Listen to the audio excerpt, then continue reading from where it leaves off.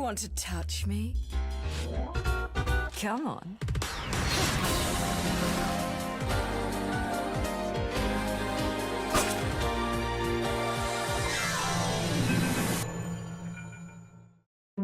First of all, before we are going to discuss the Echo tier list, there are rules you should better understand for making the tier information accurate and not based on pay-to-win systems.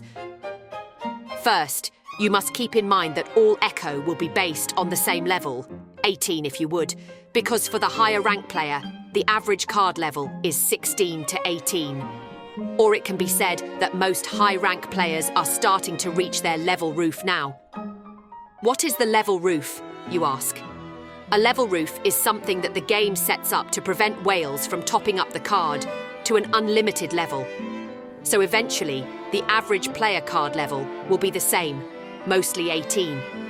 And because of said level roof, you can't use the logic of if A Echo is higher than B Echo, A Echo is the best, or this card is easy to grind, making Echo stronger.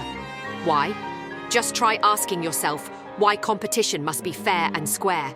Because all participants must be in the same class, so there is no inequity. If you think you can use something out of the rule that can overwhelm other players, that sure means you're stronger, but with a cheating way, and it's not even how to make the tier list. Second, the game can't really define a card's tier list grade. The only card arrangement topic that can be said is how popular the card combo or best strategy is at the current time. Now let's go to the tier arrangement part, which I will use my Magic Awakened rank-raising experience in the very first week after Season 7, just update, to arrange the tier.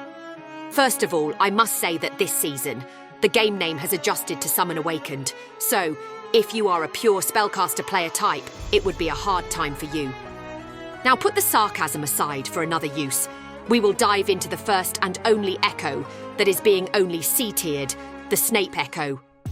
Even this season, the summoner may grow stronger, but Snape Echo still lacks damage and the potential to clear all of the mass units that had an amount of health points and were spawned endlessly.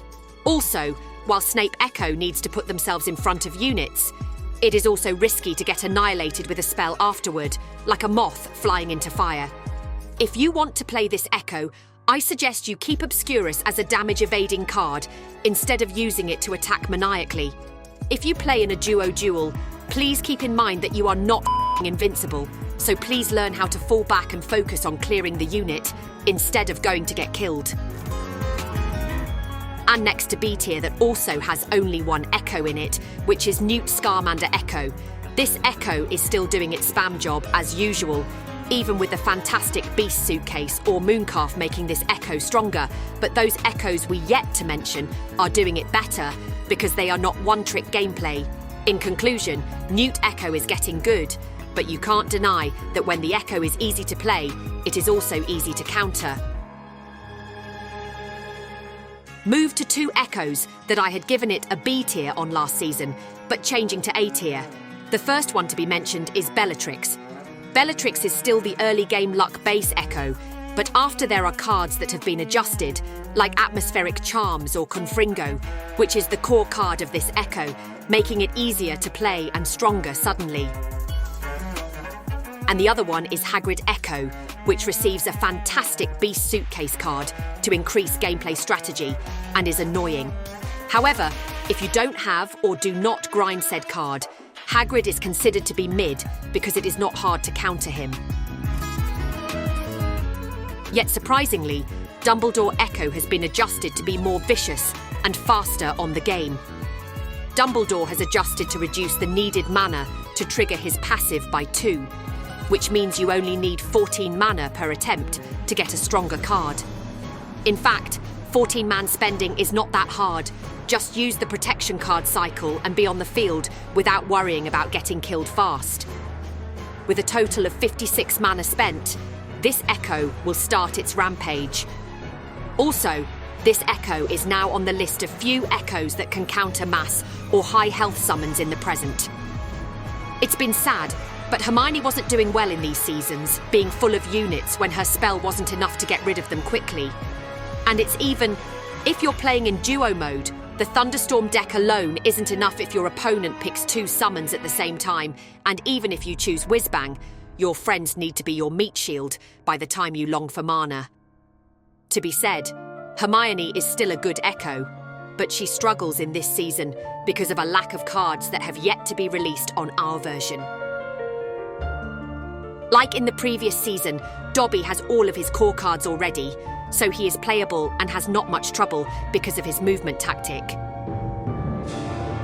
However, I do insist you build up units clearing spells too, not just player-targeted spells. As for now, Harry may be the best pure spellcaster yet, but his reason is like Hermione, lack of important cards to fight units, making him struggle on Summoner. But he surely will be good against some type of Summoner deck, so I will place him here and wait for a card update. And the last one to mention in this A tier is Neville. Even if Neville is on the Summoner deck, and he just has more cards to use, his mana spending on the game is still high, which may cause trouble when he faces an Echo that spends a little mana and gets massive damage like Thestral from Luna, or the spamming Whizbang from Dumbledore. He is still tough, but not invincible compared to the previous season. Moving on to the S tier, there are only 2 Echoes left to be mentioned. It can be said that these 2 Echoes have their place because they're duo caster type Echoes who can summon or spell as they will. Start with Luna Echo, which is popular and has no one taken her place of how much damage she can do with only Thestral. And like I have said before, the more summons that release in the game, the more choices and stronger this Echo is going to be. And yet, I am still not talking about how she can use spells like other spellcasters. While the last S-tier Echo is none other than Weasley Twin, which is unpredictable and has many choices of cards to play with. With the use of a companion that can change the game situation many times more than other Echoes, they can make the game more interesting and keep them safe on Hagrid motorbikes. And that is all about this Season 7 Echo tier list. I hope it will guide you to knowing what you should do or plan for in this current season. I know some of this information may offend somebody, so please don't overthink it. Echo can be changing their tier accord to the adjustment on every update, so your Echo can be higher rank if there is a chance. You just need to wait. If you like and find this video helpful, please like, subscribe, share or support us in advance for another. Thanks for watching.